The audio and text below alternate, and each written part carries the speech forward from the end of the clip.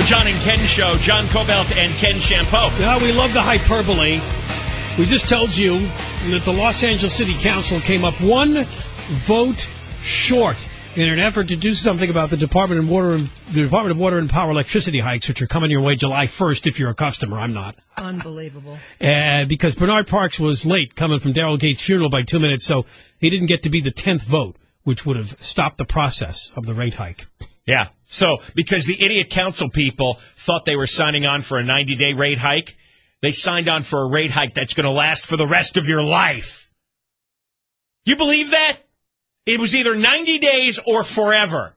They thought it was 90 days. It turned out to be forever. And to undo it, they needed Bernard Parks to get to his seat 2 minutes quicker.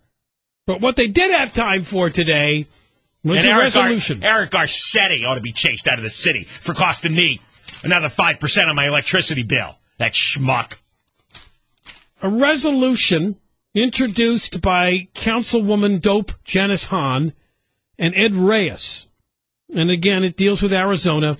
The city of L.A. will refrain from conducting business with the state of Arizona, including participating in any conventions or other business, until Senate Bill 1070, Support Our Law Enforcement and Safe Neighborhood Act, is repealed. So let's listen to Hahn and Reyes as they spoke to reporters today about their big resolution. Well, this morning we'll be introducing, co-presenting a motion that essentially addresses the injustice of Arizona's actions against the Spanish-speaking Latino Mexican community of this country, particularly Los Angeles. Stop. Of this country.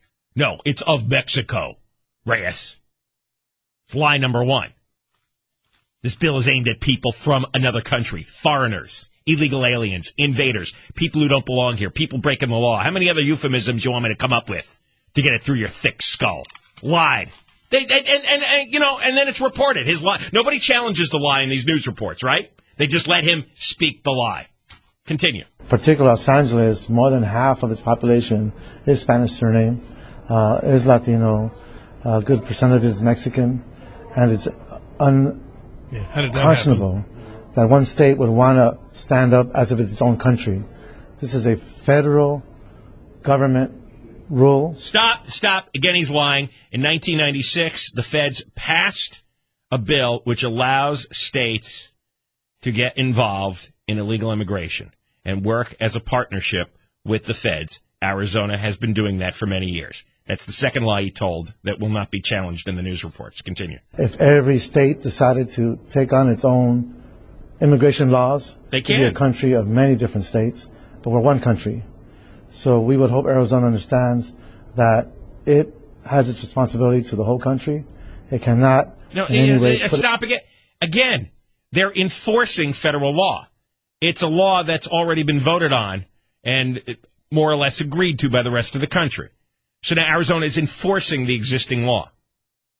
You see how slick the verbiage is here when he speaks, making it sound like Arizona made up its own law as if it was its own country. No, what it did is it voted to enforce the federal law, which has been in effect for 14 years. Continue. It cannot in any way put itself in a place where it's going to continue to create injustice, just like in the 60s when you had civil rights movement where folks were being penalized for the color of their skin or their appearance. They will be inducing an environment where racial profiling will be acceptable, and that's something we cannot allow. What leverage does the city of L.A. have, or can you imagine having, on the state of Arizona? Well, look, we are the second largest city in the country, and we need to stand up and say that we do not agree with this policy. We think it sends the wrong message, and we want to send the right message as Los Angeles. And actually, this could be very powerful. We want to say we're not going to sit by and watch another state go into this, again, racial profiling. We know that every time someone is asked for their papers, that is code for racial profiling. There you go. There you go.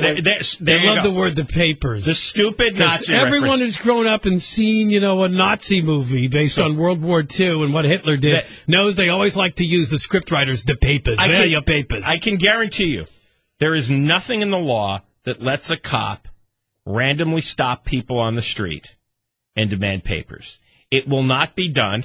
And if it's done, the cop will be disciplined. No, they need to take this dopey, easy way out in order to come across to people that it's the worst. Janice Hahn is a liar. When a cop pulls you over, he can ask you for your driver's license. Is that considered my papers? My car registration? Are those my papers?